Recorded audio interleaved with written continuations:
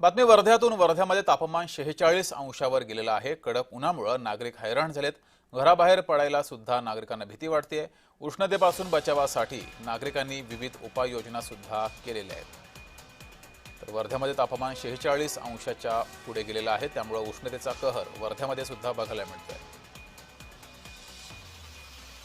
अधिक माहिती घेऊया, आपले प्रतिनिधी प्रमोद पाणबुडे आपल्या सोबत जोडलेले आहेत। प्रमोद, नेमकी काय स्थिती आहे वर्ध्यामध्ये आणि पिकांवर याचा काही परिणाम झालाय उष्णतेचा?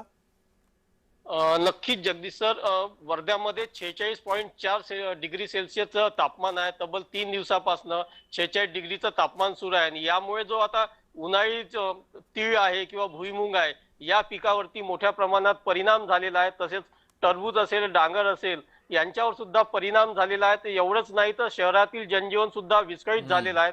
12 ते 4 या वेळामध्ये घराच्या बाहेर कोणीही पडत नाहीये। महत्त्वाचे जर कामं असेल तेव्हाच नागरिक घराच्या बाहेर पडतात, परंतु घराच्या बाहेर पडल्यानंतरही त्यांना म्हणजे पाण्याची सर्वात मोठी आवश्यकता पडते। त्यामुळे ते शीतपेयाकडे आता जास्त नागरिक वळलेले आहेत। एकंदरीत शेतीवरती सुद्धा या उष्णतेमानाचा परिणाम झालेला आहे व देशामध्ये तब्बल दुसऱ्या क्रमांकावर वर्धा जिल्ह्याचा लागतो तापमानामध्ये आणि 3 दिवसापासून सतत 46-45 असं तापमान आहे जगदीश। बरं प्रमोद, तुम्ही असेच जोडलेले राहा।